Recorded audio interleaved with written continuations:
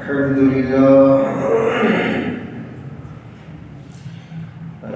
لله وكفى وسلام على عباده الذين اصطفى أما بعد أعوذ بالله من الشيطان الرجيم بسم الله الرحمن الرحيم وأنذر عشيرتك الأقربين سبحان ربك رب العزة عما يصفون وسلام على المرسلين والحمد لله رب العالمين.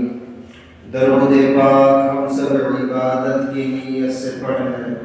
اللهم صل على محمد وعترته بعدد كل معلوم لك.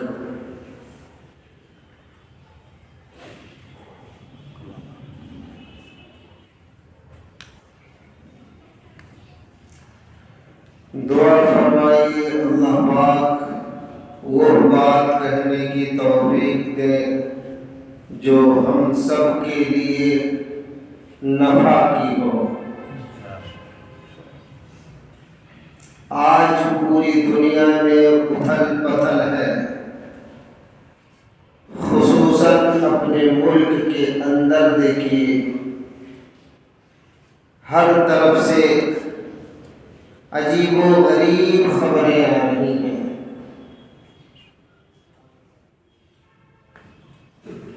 یوں لگتا ہے جیسے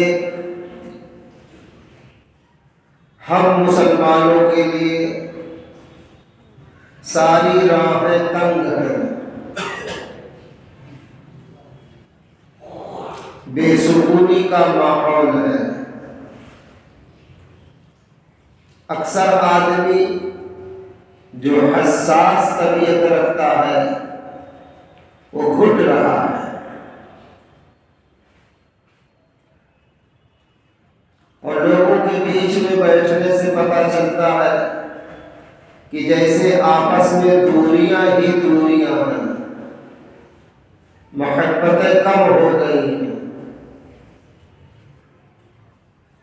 اس کی وجہ یہ ہے، حقیقت جو ہے وہ یہ ہے کہ ہم نے دین محمدی پر سچے دل سے عمل کرنا چھوڑ دیا ہے.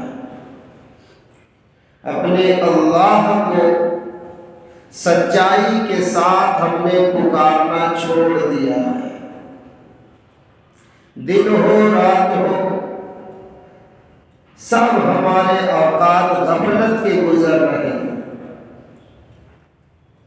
اور ہم لوگ یہ سوچتے ہیں بغیر کسی محنت کے ہم اللہ کے حضور مقبول ہو جائیں. یاد رکھیں خود مدنی کریم صلی اللہ علیہ وسلم نے فرمایا ما اوذی نبی مثل ما اوذیت. جتنا مجھے ستایا گیا، جتنا مجھے تکلیف دی گئی، میرے مثل کسی اور نبی کو نہیں تکلیف دی گئی. ما اوذی نبی مثل ما اوذیت. سب سے زیادہ مجھے تکلیف دی گئی اس دین کی خاطر. اور ہم لوگ سوچتے ہیں بغیر کسی جفا کشی کے یوں ہی اللہ کی محبت اور جنت ہاتھ لگ جائے. ایسے کیسے ہوگا؟ نہ رات میں ہم نیند توڑ کر مصلی پہ آئے، نہ گرم گرم آنسو بہائے، نہ تلاوت کے لیے قرآن کھولے، نہ چند تسبیح پڑھے، نہ اللہ اللہ کرے، نہ نمازوں کا اہتمام کرے. یوں ہی اللہ مل جائے گا. اتنے سستے ہیں وہ، بڑے پاپڑ بیلنے پڑتے ہیں. اور حقیقت تو یہ ہے، اگر دیکھیں دل کی سچائی سے اگر ہم مان لیں کہ ہم قصوروار ہیں، بس اسی پر تو اللہ کی رحمت برسنے لگتی ہے. چھم چھم برسا کرتی اور بندہ محسوس کرتا اللہ کی رحمت کو اترتے ہوئے۔ اب کوئی تکلیف جھیلنے کا ہم لوگوں کے یہاں تصور ہی نہیں ہے، جبکہ خود مدنی کریم صلی اللہ علیہ وسلم نے ہمیں آپ کو تکلیف سے بچانے کے لیے کہا۔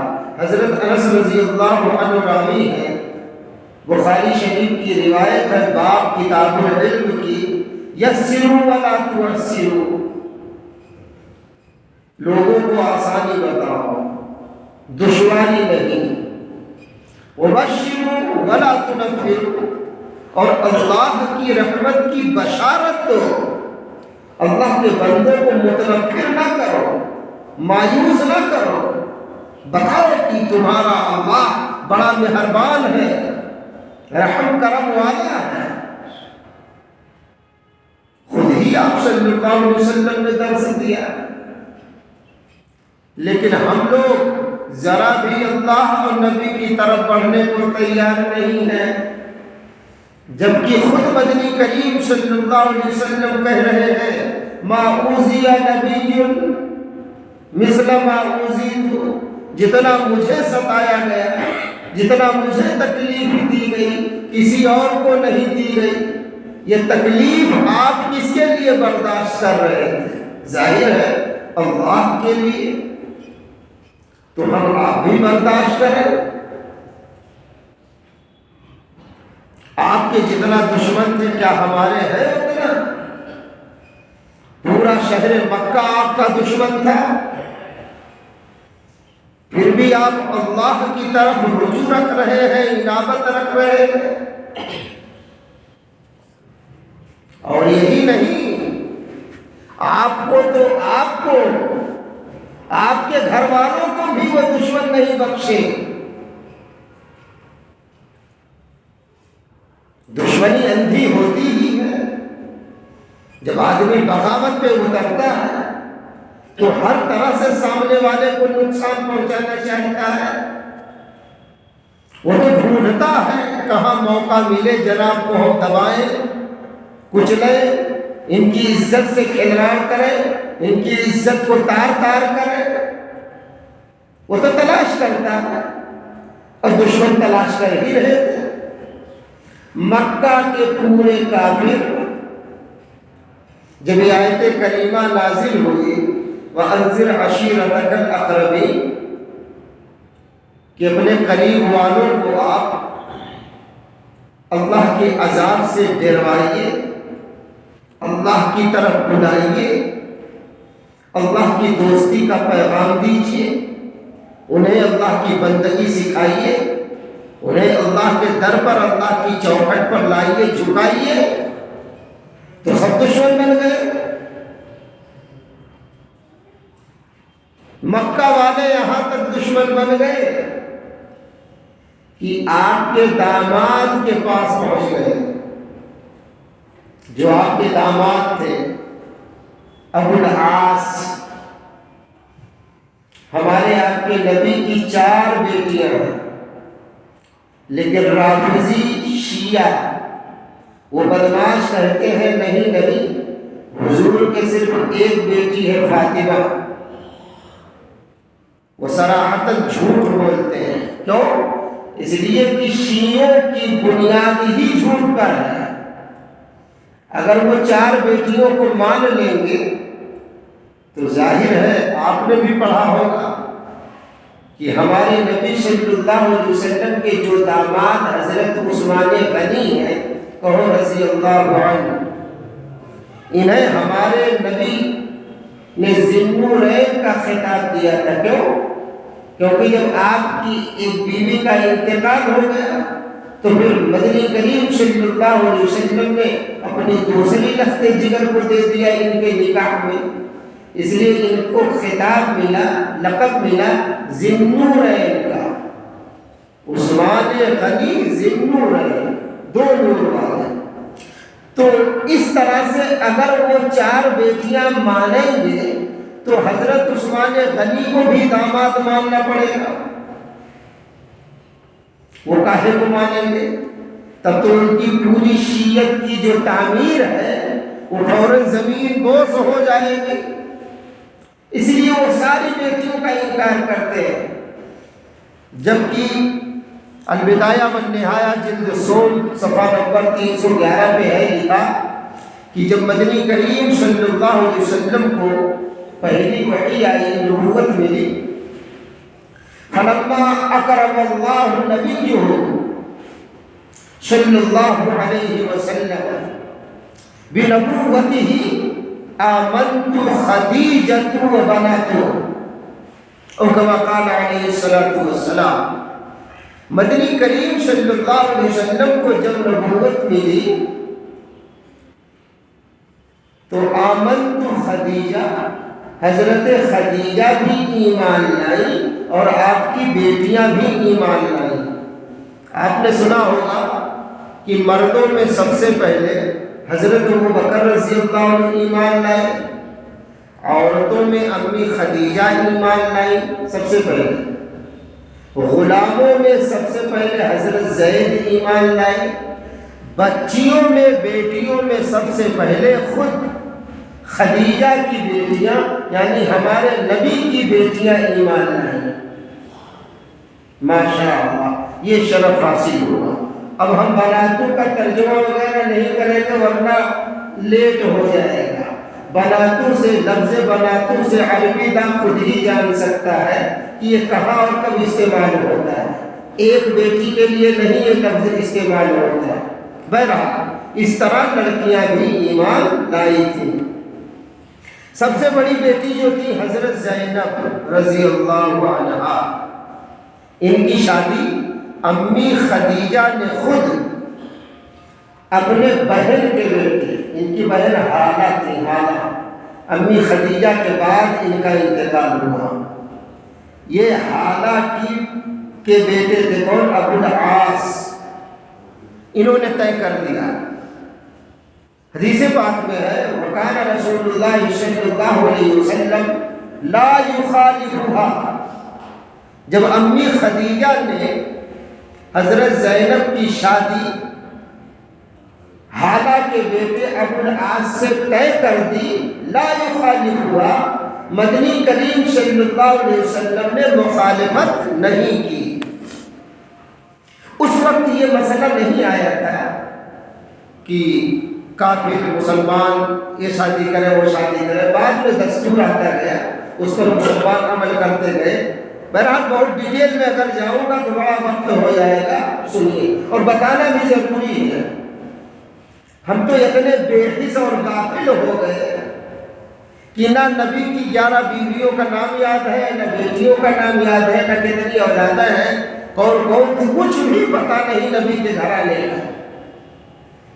بھلا اتنا غافل مسلمان ہوتا ہے جتنا جی رہا ہے. ایسے غافلوں پر اللہ کی رحمت نہیں برسا کرتی. تو یہ سارے دشمن جو بتا رہا تھا کہ مکہ کے کافر یہ سب داماد رسول کے پاس پہنچ گئے، ابو العاص کے پاس.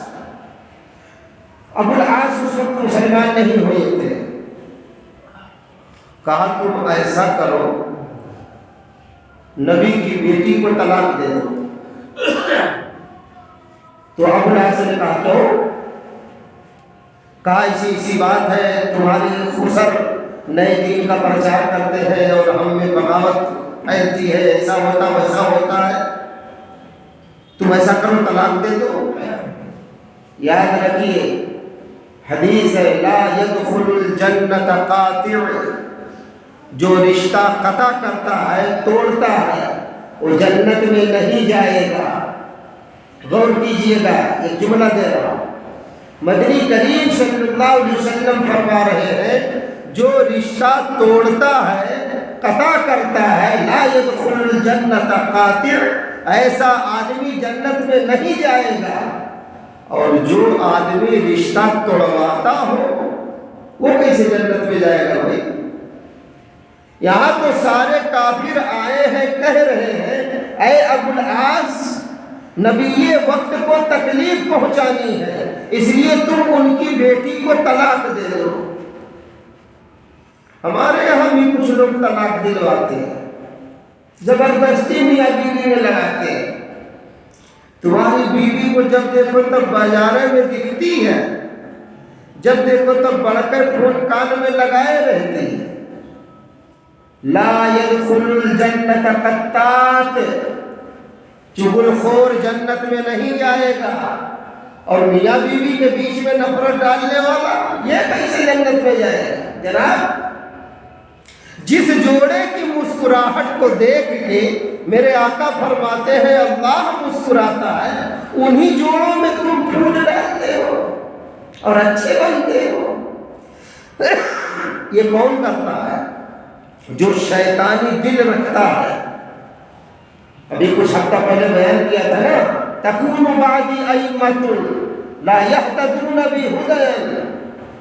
مدنی کریم صلی اللہ علیہ وسلم نے فرمایا میرے بعد کچھ ایسے لوگ آئیں گے جو میری ہدایت سے فلا یستنون لسنتی، اور میری سنت سے دور ہوں گے۔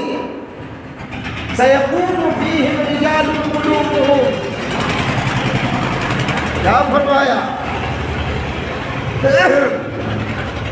کہ وہ کیسے ہوں گے؟ ان کا دل کیسا ہوگا؟ قلوب الشیاطین، ان کے دل شیطانوں والے ہوں گے۔ فی جسمانی انس، اور جسم جو ہوگا وہ انسانی ہوگا۔ تو جو شیطانی دل رکھتے ہیں وہ اس طرح کی چغلی کرتے ہیں، ایک دوسرے سے لڑاتے ہیں، رشتے توڑتے ہیں، آپس میں جنگ و جدل کرواتے ہیں۔ لیکن جو شیطانی دل والا نہیں ہوتا ہے، جس کے دل پر اللہ کی رحمت ہوتی ہے، وہ تو مودت، محبت، آپس کی دنیا ختم کرتا ہے۔ بہرحال بات دوسری طرف جا رہی، یہ کافروں کا شیوا تھا۔ کیا؟ ان کی بیٹی چھوڑواؤ، ان سے طلاق دلواؤ، ان میاں بیوی میں لڑاؤ، وہ بھی پہنچ گئے۔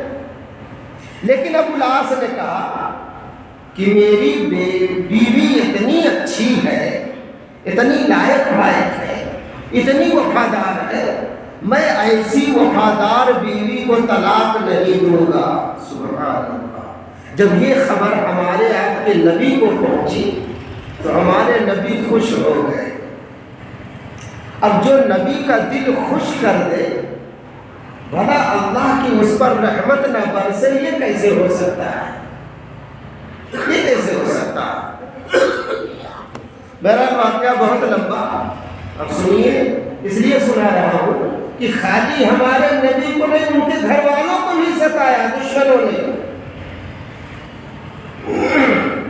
چند سال کے بعد جب آپ کچھ دنوں بعد ہجرت ہوئی، ہجرت کے بعد پھر میدان بدر جب قائم ہوا، تو جب بدر میں جنگ کے لیے دونوں طرف سے آمنا سامنا ہوا تو کچھ قیدی آئے تھے۔ آپ کو تاریخ سنا چکا ہوں میدان بدر کی۔ اس میں سے جو قیدی تھے وہ آپ کے چچا، یعنی ہمارے نبی کے چچا حضرت عباس بھی تھے رضی اللہ عنہ، اور انہی قیدیوں میں ابو العاص بھی تھے جو مکہ والوں کی طرف سے لڑنے آئے تھے۔ عجیب جنگ تھی، عجیب جنگ تھی۔ سگا چچا ادھر سے ہے، ادھر سگا بھتیجا، سگا داماد ادھر سے ہے کافروں کی طرف سے، اور خسر ادھر ہے اسلام کی طرف سے۔ دیکھیے، لیکن چچا بھی قید، داماد بھی قید، سب رسیوں میں جکڑے ہیں۔ اللہ کی نسبت پر، دین کی نسبت پر یہ سب قیدی بنے ہیں۔ تو بعد میں واقعہ بہت لمبا، سنیے۔ تو یہ طے ہوا تھا کہ فدیہ لے کے انہیں چھوڑ دیا جائے۔ ابھی حضرت زینب مکے میں ہے، آپ ہجرت کر کے مدینے میں آ چکے ہیں۔ چچا چونکہ مالدار تھے حضرت عباس، وہ فوراً رقم ادا کر کے اور رہائی پا گئے۔ ابو العاص نے یہاں سے پیغام بھیجوایا اپنی بیوی زینب کے پاس مکے کہ میں ایسے ایسے قید ہو گیا ہوں اور مجھے رہائی کے لیے، میری ضمانت کے لیے ایسے ایسے رقم درکار ہے۔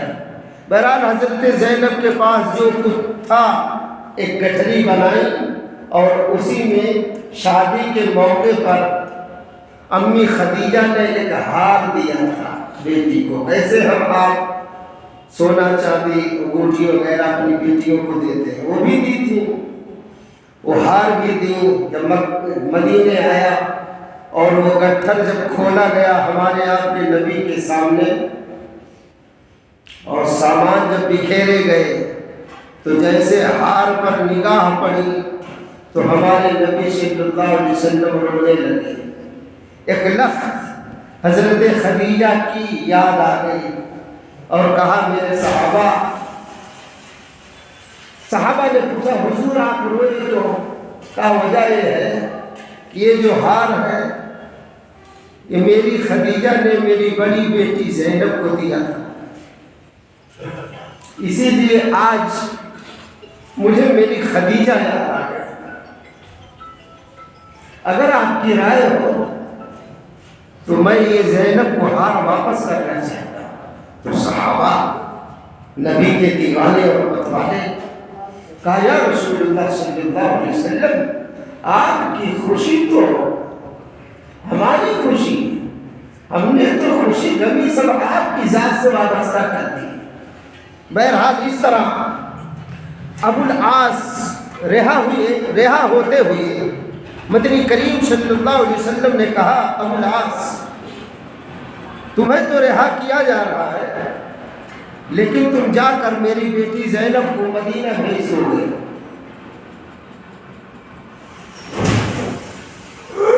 قد اخذ علیہ ووعد رسول اللہ صلی اللہ علیہ وسلم ان یخلا زینب الیہ، تم مکہ جب پہنچو گے تو وعدہ کرو میری زینب کو میرے پاس بھیج دو گے۔ تو حضرت ابو العاص نے وعدہ کیا کہ ٹھیک ہے۔ تو آپ نے دو صحابی کو ساتھ میں لگایا، وبعث رسول اللہ صلی اللہ علیہ وسلم، یہ ابو داؤد شریف کی روایت ہے، وبعث رسول اللہ صلی اللہ علیہ وسلم زید بن حارثہ ورجلا من انصار، آپ صلی اللہ علیہ وسلم نے حضرت زید بن حارثہ اور ایک انصاری صحابی کو ابو العاص کے ساتھ لگایا کہ جاؤ اور ہماری بیٹی کو ان کے ساتھ رخصت کر دینا۔ بہرحال جب یہ لوگ رخصتی کرانے آئے یہاں چلے تو ایک حمار نامی بدماش تھا جو ہمارے آپ کے نبی صلی اللہ علیہ وسلم سے جلن رکھتا تھا، دشمنی رکھتا تھا۔ حضرت زینب اونٹ پر جب سوار ہوئی تو اس نے تیر سے حملہ کیا جس سے کاری ضرب لگا۔ بہرحال کچھ دنوں کے بعد یہ لوگ رخصتی کرا کے واپس آئے۔ یہاں جب آئے تو زخم چونکہ بہت گہرا تھا، چند سالوں کے بعد وہ زخم پھر ہرا ہو گیا جس کی تاب نہیں لا سکی۔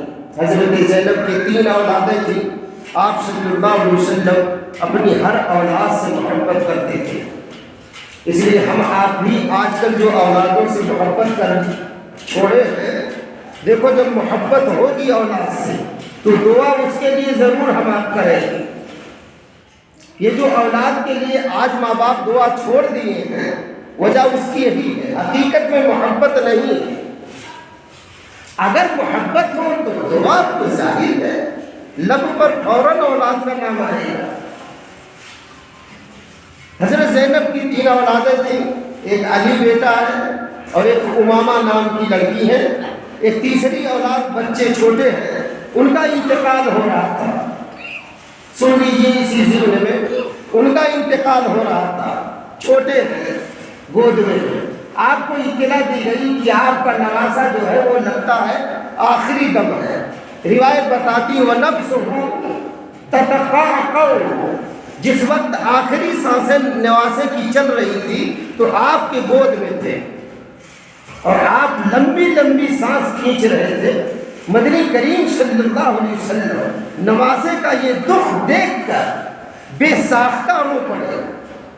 حضرت سعد بن عبادہ رضی اللہ عنہ دیکھے گا حضور آپ رو رہے ہیں، آپ نے کہا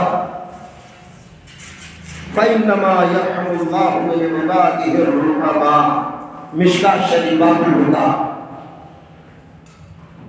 کا اللہ رب العزت نے ہم بندوں کے اندر رحمت کا محبت کا مادہ رکھا ہے، اسی وجہ سے یہ آنسو چھلک پڑا اور کوئی وجہ نہیں۔ بہرحال عرض یہ کر رہا تھا، حضرت زینب اس زخم کی تاب نہیں لا سکی اور وہ زخم پھر ہرا ہوا، جس کی وجہ سے حضرت زینب کا انتقال ہو گیا۔ انا للہ و انا الیہ راجعون۔ آپ کو اطلاع دی گئی، آپ نے فرمایا جب انہیں غسل دے دیا جائے مجھے اطلاع کیا جائے۔ بیٹی بیٹی ہوتی ہے، روایت بتاتی ہے کہ حضرت زینب کے بارے میں ہمارے آپ کے نبی نے کہا، یا خیر بناتی اصیبت فیہا، میری بیٹی زینب کو جو یہ تکلیف دی گئی، جو میری بیٹی کو ستایا گیا ہے، وہ میری وجہ سے ستایا گیا ہے۔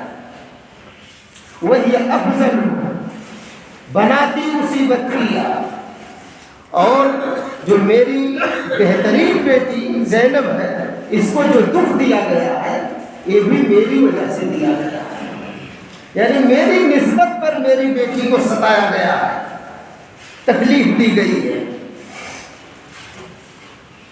آپ کو جب اطلاع دی گئی کہ انتقال ہو گیا کہ ہاں یہ غسل دو اور اپنے دیوانوں پروانوں سے کہا قبر تیار کرو، جب غسل دے دیا گیا، کفن پہنا دیا گیا، تو آپ نے چادر مبارک دی اور مدینے کی ساری عورتیں اکٹھا تھیں، اور زینب کے غم میں چونکہ بڑی محبت والی تھی، ہر ایک کی خیریت پوچھتی تھی، ہر ایک کے دکھ درد میں کام آنے والی یہ بچی تھی، سراپا رحمت تھی، اس لیے سارا مدینہ غم کدے میں تبدیل ہو گیا اور بالکل ایسی آہو بھکا ہونے لگی کہ چند عورتیں چیخو پکار کرنے لگے۔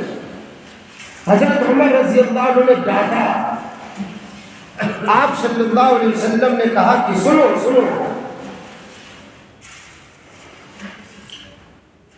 وَكَانَ مِنَ الْعَيْنِ وَمِنَ الْقَلْبِ، جو آنکھ سے آنسو بہتا ہے، جو قلبی تکلیف ہے،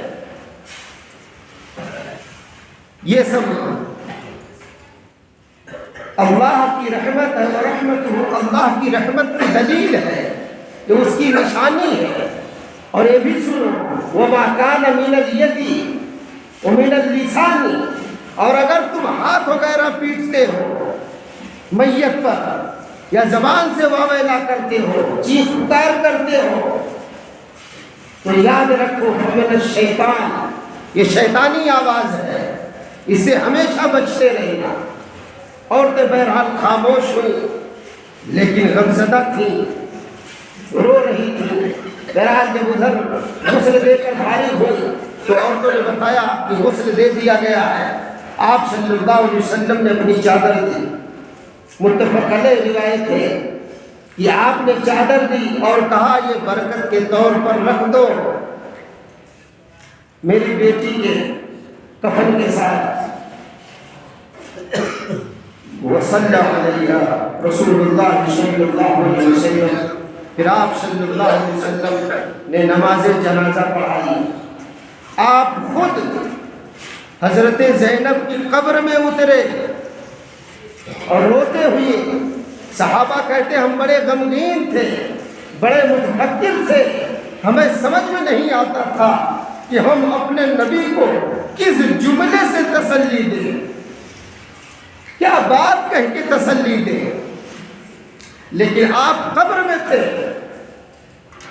تو جب قبر میں میت کو لٹا کر جب واپس نکل رہے تھے تو ہم نے دیکھا ہمارے نبی کے چہروں پر مسکراہٹ تھی، آپ مسکرا رہے تھے۔ صحابہ نے پوچھا پیارے آقا ابھی تو آپ بہت غمزدہ تھے، اس وقت مسکرانے کی وجہ؟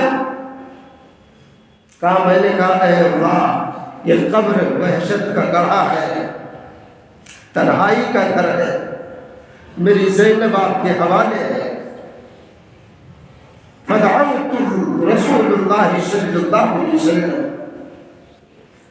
کہہ رہے میں نے اللہ سے دعا کی کہ اے اللہ ایخففا تخفیف کیجیے، میری بیٹی زینب پر رحم کیجیے، اس کی قبر کو کشادہ کر دیجیے، جنت کا باغ بنا دیجیے۔ فوراً بشارت آ گئی، آپ کی دعا قبول ہے۔ نبی دعا کرے اور قبول نہ ہو، بات بہرحال حضرت زینب کی آ گئی، بیٹی کی آ گئی، اس نے عرض کر دیا۔